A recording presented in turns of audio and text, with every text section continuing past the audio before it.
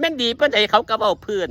บ่ต้องไปเตือนกับคำเว้าคนสิรวยสิจนกับคนคือเก่าปากของเฮานี่พากินเขาบ่ได้ไปเอาปากเขามาพากินขาของเฮานี่พายางบ่ได้ไปยืมขาคนผู้ใดมาพายางอิ้วเฮาเฮ็ดเฮาสั่งด้วยตัวของเฮาเองเฮาคิดเองทำเองกินเองย่างเองอยากนอนก็นอนเองอยากเฮ็ดหยังก็เฮ็ดเองด้วยตัวของเฮาเองบ่ได้ไปยืมสมองบ่ได้ไปยืมจิตใจคนมาพาเฮ็ดพาสั่งปานนั้นแต่ว่าก็เว้าแท้ดอกอยากเว้าเป็นหยังจังอยากเว้าขอบสั่งเฮาอายุเชื่อก็สั่งนี่แม่บ่มีเหตุผล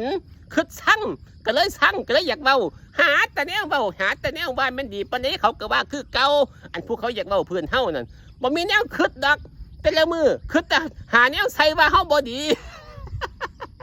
โอ้ยอันซ้อนเงึดงอหัวใจเนาะจะมันเอาหยังเฮ็ดใจจะมันเอาหยังเฮ็ดสมองจะมันเอาหยังเฮ็ดหัวอกหัวใจบัดผู้ที่สั่งเฮาคืออยู่ซื่อเขาก็คิดสั่งเด้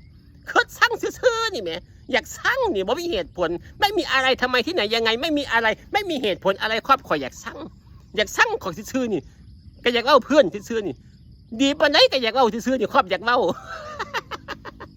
แม่นที่ดีปานใดก็เว้าคือเก่าอันผู้อยากเว้าเพื่อนเฮาบ่ต้องไปคิดบ่ต้องไปแคร์บ่ต้องไปสนคำคนก็ซ้ำนั่นชีวิตจิตใจเฮาพี่สำคัญเรื่องของคนก็ซ้ำนั่นบ่ต้องไปใส่ใจเว้าไปซื่อๆดิเว้าแท้ดอกหาแนวเว้าแนวเติมแนวเสริมแนวแต่งนั่งอยู่ซื่อนี่เฮานั่งอยู่ซื่อนี่ก็หาแนวเว้าว่าเฮาเอามาดีแท้เนาะเฮาจะมาดีแท้นั่งอยู่ซื่อก็เฮ็ดให้คนเว้าเพื่อน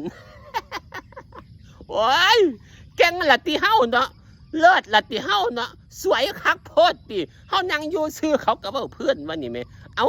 อันผู้อยากเว้าก็เป็นหยังจังอยากเว้าคือบ่คิดหาแนวอื่นแท้ล่ะคือบ่คิดสร้างแปลงทางหาช่องปองทางไปทำมาหากิน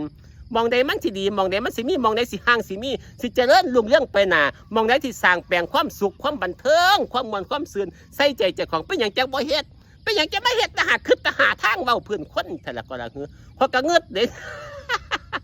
เงืดอยู่ในแต่ละมือเนี่ยก็ได้เงืด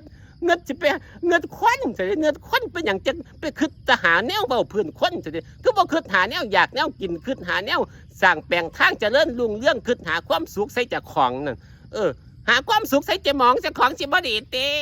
หาความสุขใส่ความคิดหัวอกหัวใจใส่สมองเจ้าของสิบ่ดีติแต่ใครก็เอาเรื่องของผู้อื่นมาใส่สมองเจ้าของตัวเนาะใครก็สิไปคิดหาแนวเว้าเพื่อนคนอยู่ตัวเนาะอยู่ซื้อก็เป็นสุขนอนอยู่เป็นหยังฝนตกลิ้นก็นอนฟังเสียงฝนอยู่เป็นหยังแดดแห้งๆก็นอนอยู่ในเฮือนสิเป็นหยังลมวือก็แนมเบิ่งสายลมแสงแดดอยู่ก็สิเป็นหยังแนวใดมีความสุขก็คือบ่เฮ็ดใส่หัวใจ